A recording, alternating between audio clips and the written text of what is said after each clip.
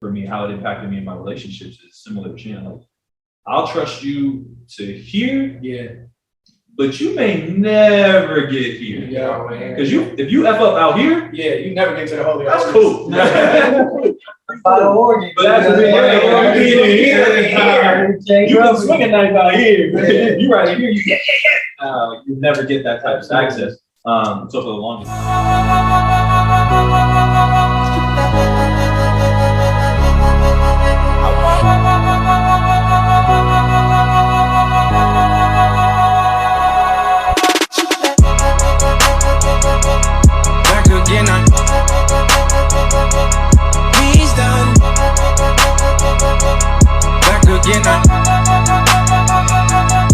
He's done miracles.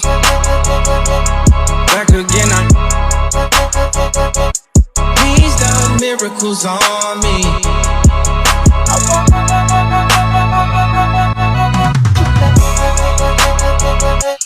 Back again.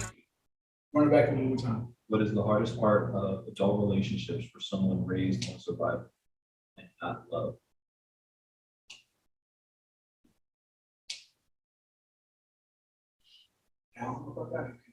Like I'm thinking about my mother, right? Like my mother was raised on love, but she was also raised on survival. I don't really feel like I was raised on survival. I feel like I was raised on love from a survivor. Yeah, does that make sense? So I kind of got like this. That's good. Blended balance. You know what I'm saying? Like I got, my mother was affectionate, but my mother would also kind of shut down your emotions from time to time. You know what I'm saying? My mother was the mom that told me, if you ever do something stupid in the street, come home and tell me the truth so we can get our story straight. You know what I'm saying? So she had my back. Like my mom is down the ride. So that's, I know there's love there. She's down the ride. Like to this day, I used to tell people like, and this is an extreme example. I know that's, don't hit me in the chat. Talking, why would you say that? But like, I used to joke and say, I could rape a one-legged Cambodian prostitute, get her pregnant, and my mama would say, where's the baby? She wouldn't care nothing about the fact that I raped this lady, that I'm in trouble with, bring the baby home. Like, but she was like, as far as I'm concerned, she seduced you. Right. You know what I'm saying? Like my mom was down to ride for me at all costs. Did she ask about that? No, that's what I'm saying. She wouldn't pour the leg either. The leg wouldn't I got a grandbaby. Once she got the baby, she was like, yeah. This was before I did right. I just want to raise you better. Right. So she's never coming back. She's never coming back. But from the like, for example, one of my uncles told a story about my grandmother getting the boiler fixed at the house. Did I tell y'all this already? Nah, never. My grandmother got the boiler fixed at the house. The man came to repair the boiler. My grandmother paid him. The man's money fell out of his pocket on the way up the stairs. And one of the kids, one of my mama's siblings, said, hey, mister, you dropped your money. And my grandmother whooped that kid for a month every time she thought about that money. Ooh, because they could have used it. Survival. You understand what I'm saying? Like, we could have put on blankets. Now we can't. We got to find food. You know what I'm saying? Like, whatever the sacrifice was. And so this is what my mother comes from. That's not what she gave me, but it's hard to feed one without it being a little bit laced with the other. You know what I'm saying? So it's an interesting dynamic. I would like to think, in retrospect, as an adult now and as a father, I absolutely believe my mother did the absolute best she could with what she had. To the utmost of her ability and her emotional capacity. And I'm an attention needing kid. I'm an attention needing adult. So as a kid, it was ridiculous. Like my 7-year-old is me, and he drives me crazy, and I understand that. You know what I'm saying? So it's definitely balanced. I mean, it's balanced, tainted. I don't really know how to word it, but I feel like they kind of coincided in the delivery. But it's something that I recognize. I guess I would like to say I'm insightful enough to recognize where it's applicable to me. And when I see it in myself, I'm like, okay, pay attention to that, work on that, fix that, because you didn't like that. and you're doing it now. You know what I'm saying? You didn't like it when it happened to you, and you find yourself doing it, especially with my oldest, because he's so much like me. It's like, I remember how I felt when my mom said things like that to me. Let me fix that. You know what I'm saying? Let me let him know through all of this that he loves you and that he's sorry, that he recognized that what he said to you was in a way that would be offensive or hurt your feelings. That was not my intention. My objective was to get you to understand X. You know what I'm saying? So apologize to your kids. oh, absolutely. Absolutely. I mean, I posted something recently that talked about, you know, kids learn respect by being respected. They don't learn it because you enforce it with a belt. You're just gonna raise an actor. And all they're gonna do is just know how to act around you. That doesn't mean that they actually have a respect for people. Respect them by, like, I hear it breaks my heart too. I hear my oldest boy talk to my youngest boy, and I'm like, he got that from me. Like, I don't like the way he just talked to him, but I recognize the tone because that's how I talk to him, and I don't like it. So I be at the crib just fix that about you. I don't say nothing. I just mental note, stop talking to him like that because he's emulating what he believes is the correct way to talk to people that he deems are subordinate to him. And it's being passed on. I'm like, that's not the respect I want to teach him. So I have to watch how I interact with him because he's going to immediately turn around and emulate. Now that you're in awareness of it, Yeah. process, do you have that conversation with him? Not that one, but that's a good point. I should. I will this week because he's on fall break. So that is something I'll bring up. Absolutely. Because that, I mean, that's again the teaching. Yeah. Yeah, absolutely. I did. I appreciate it. Oh, snap, I got kids this week. I don't know. My kids don't worry. I don't know what you're doing. Thanksgiving this week. I'm like, I'll be like, man, y'all be quiet. I'm on phone. I will say that, something about this question, like I was like, oh, I don't have anything. But as you guys were talking through it, I realized that something my mom never gave me, and this came from the question earlier, was she was never really nurtured. She was never really loving. But she was also in such a chaotic and violent environment that she was in survival and protection all the time. So my dad's this cancerous element in the household. My mom's trying to be this barrier to protect her baby, but also protect herself. Yeah. And so it wasn't until I got older that I was like, that was her example of love. I was like, I wasn't the type of child that needed to be coddled. Like I wasn't gonna curl up on the couch with my mom, even if she wanted me to. Like, Right. Please, go. Right. Yeah. But like, to not have it, I now look and I go, I didn't realize how many. So like when I'm with my nieces and nephews, I'm joking with them, but I'm loving on them. Yeah. Because I'm like, damn, there's times where like they don't receive or feel like they're receiving love. And I remember being in that space. But then now that I'm older, I look back on it and I'm like, damn, Mom, that was your example of love because you were in survival. Like you knew nothing else, but how am I gonna keep myself and my baby alive? How are we gonna make it to see tomorrow?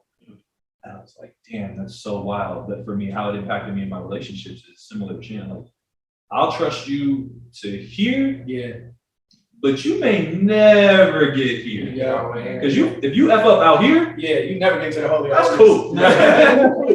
By the organ. But that's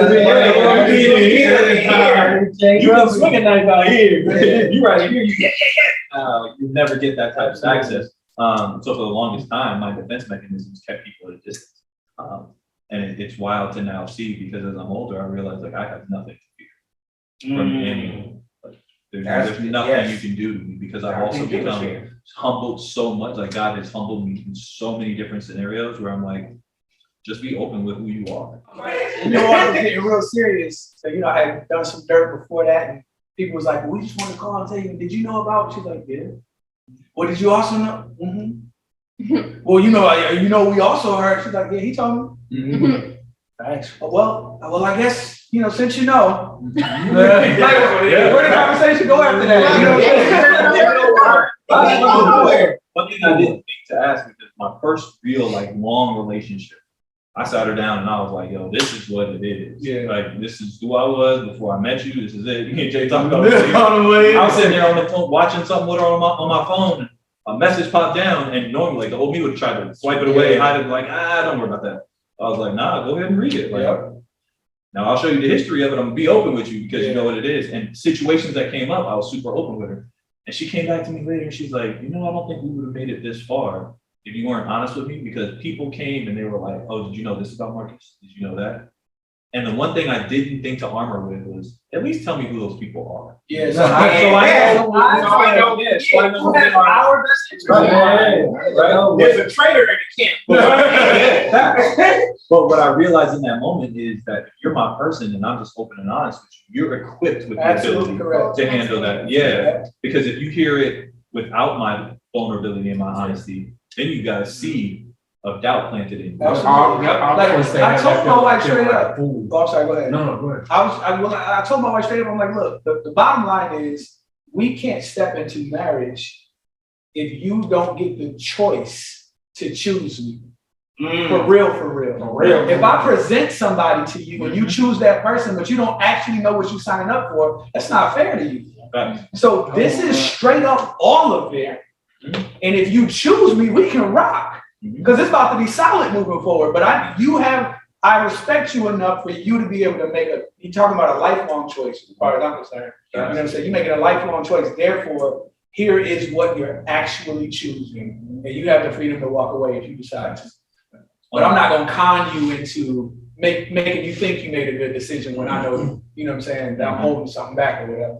They can never fully love you if they don't know. That's absolutely. Absolutely. But also what I've learned though as well with interacting with women is that if I give you all of it and I just go, yo, this is me, Yeah.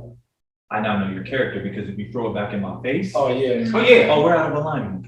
I appreciate your time. And like I get women now, they'll be like, No, I love that. Don't get free. No, stop. real talk. Out of alignment. We're so solid. You know what? Clearly the axis has tilted. You see, I was like, That the sunlight that used to align our eyes is now shifting to your ear, and therefore we can no longer see the That's same like you in light. that car and go off to the next lane. You got me. Instantly. If I can't get my straight. We're out of alignment. We're out of alignment. I Literally part of love it. that. And women are like, what does that even mean? What does that mean? Exactly. Listen, we're no longer on the same page. Correct. It's the But what I've pettiness realized, that's yeah. with- That's why I said,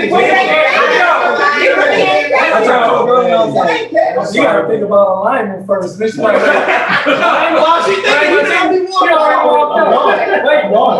The thing is like, you just showed me your true color, and I'm gonna believe you.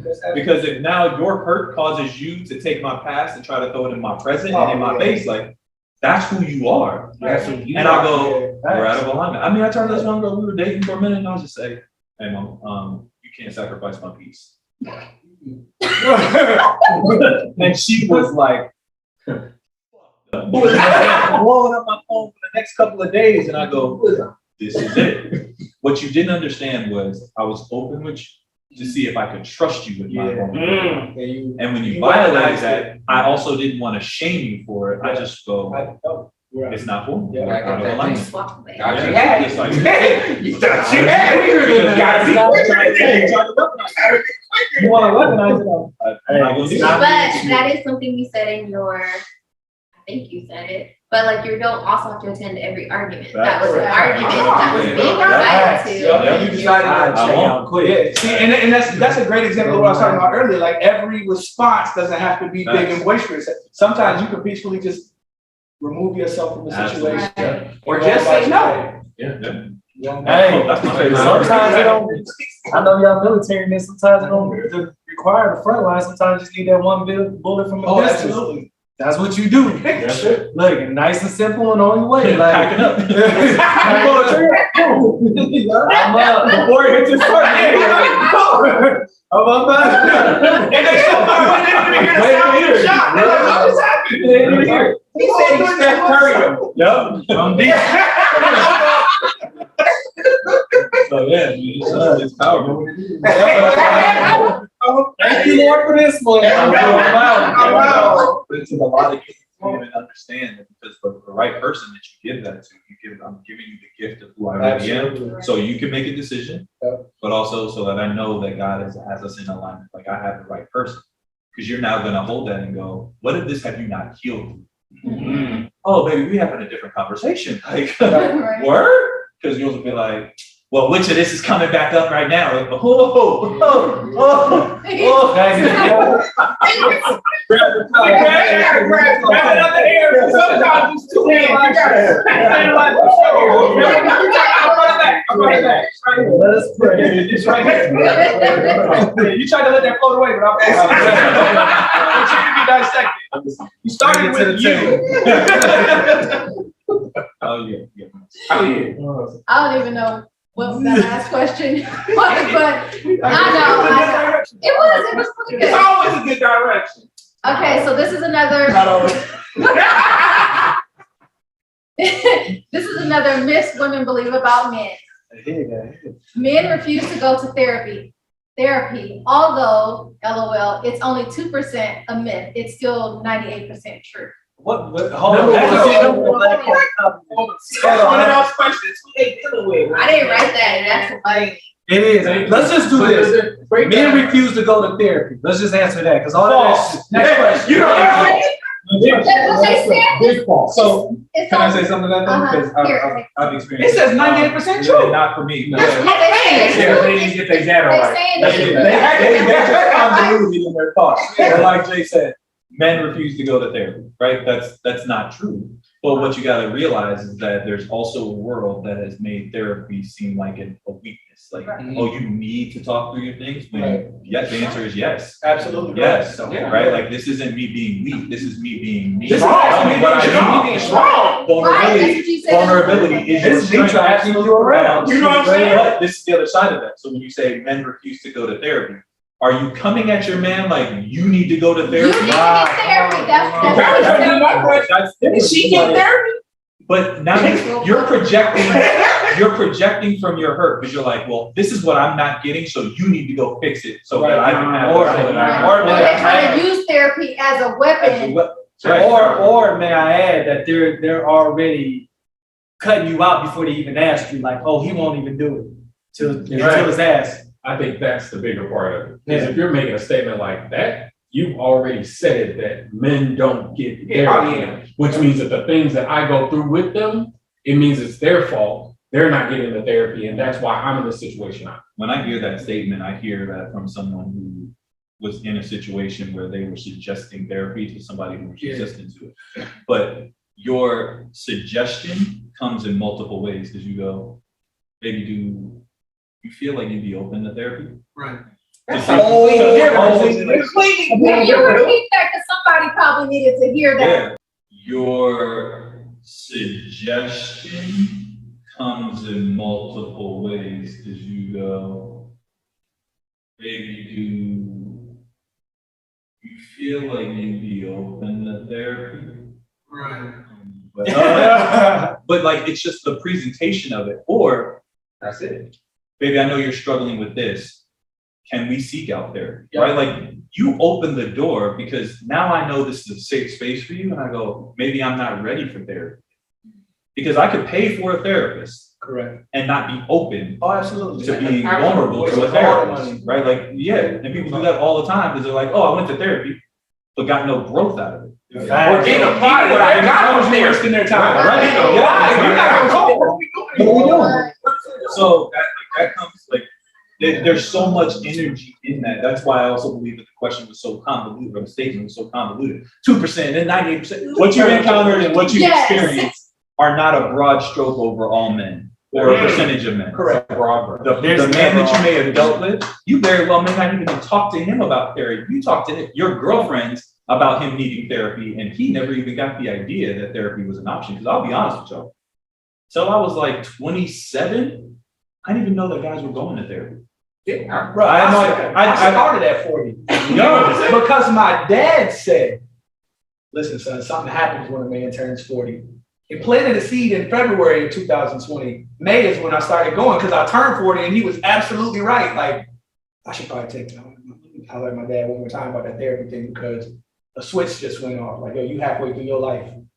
What are you doing? What are you doing? What have you done? What aren't you doing? And it's a whole other conversation. But my point is, though, it took people who had successfully utilized it to help navigate life. I had to hear them. I couldn't hear somebody. I couldn't hear Shani saying, hey, brother, I see you struggling. You should probably seek therapy. What you know? Right. When were you a 39-year-old husband and father of two? You know what I'm saying? Like, no, I need somebody who can tell me from the other side of a successful session, this is what it was able to do for me. Here's how it will strengthen you. Here's how it will make you better. Here's how it will affect your family and the people around you. You know what I'm saying? So I go back to what you said. And I'm not to say that whoever presented this question didn't, I don't know how they did it, but the presentation would be everything, because that's what did it for me. It took people who presented it in a way where I knew that their motive in telling me was for my benefit and not for them to reach something. See, that's what I hear. Come on now. Come on now. Like, I love you enough to say, how can I'll pay for your first session. We can go together. You know what I'm saying? Like, what can we do to help you get through whatever you're going? That's a whole different ballgame from you need therapy. Like, when you if a therapist tells somebody they need therapy, that's the only person on the planet who can say bluntly, you need therapy, and it's not insulting. This is my professional opinion of how I can help you. Because it's an offensive statement. I still give it. I know, and like, then I would admire. I'm just saying that the only person qualified to say it where they're not saying it from a trying to cut your perspective. To anybody else who uses a statement like you need therapy, it's pushed as an insult. You know what I'm saying? So the other reason we probably are apprehensive as a gender to therapy in some cases is because it is used, it's weaponized. Like, you need a therapist, you need somebody to fix your emotional compass. You need somebody to fix your brain and the way it operates. Like, how insulting is that to tell somebody the whole way you think is trash? I've heard people be disrespected because they went to therapy. Yes. Right. So it's like, there ain't nothing wrong with the person. Absolutely not. It's what's right with them that they wanted to get them going here, get grounded, get rid of the excess that wasn't serving them. But that's the toxicity around it. Like, people disrespect mental health on such a big scale. And I go, that's all we have. It's not what happens to you, it's how you respond to it. And you respond to it based off of the thoughts that are dominating your acts. Like, it's crazy. And yet we downplay mental health. And the majority of the men that other men really admire, like entrepreneurial, like icons and stuff, they go to therapy. They sit down with regular people. Like, they get calibrations. But even like those shows, there's might be a June July, but they have an on-site paid psychologist. Oh, absolutely. With the reality TV shows? The reality ones, but even like the sitcoms, like there's a resident for psychologist. I've always assumed that reality shows has like reality shows for sure because they in my opinion, I've never read this, but I've always assumed that that's how they pick the people. They use psychologists to actually break out. These would be perfectly conflicting personalities to make for great TV.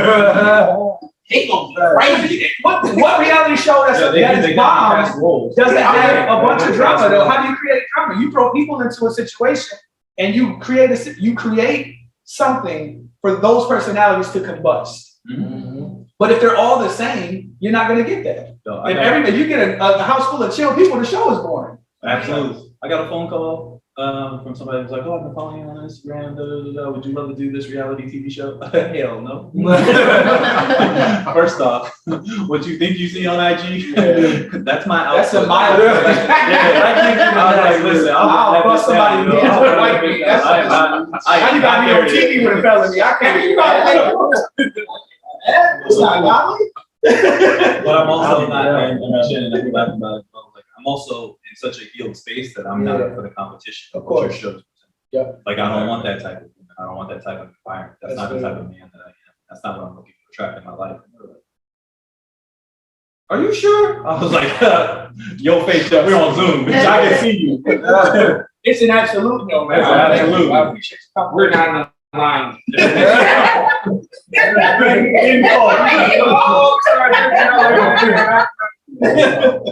This is not working. So this one looks easy because they ain't need this big letter. That's not. Miss women believe about men. Men don't have to. Somebody really wrote this? Somebody. See, this is what I'm talking about. No, this is a safe space for her question too. We gonna go ahead. So It's not shocking. I'm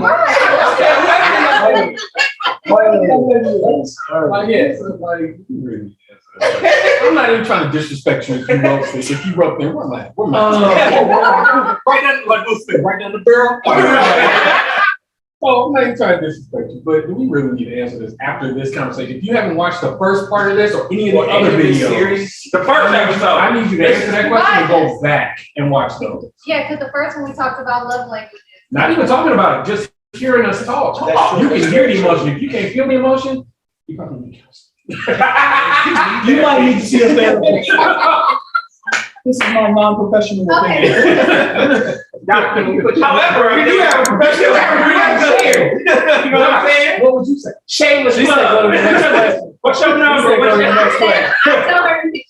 No, do we have feelings? Confirm it for the public. No, can you not patronize us? Yeah, B. Yeah, I'm telling you, there B.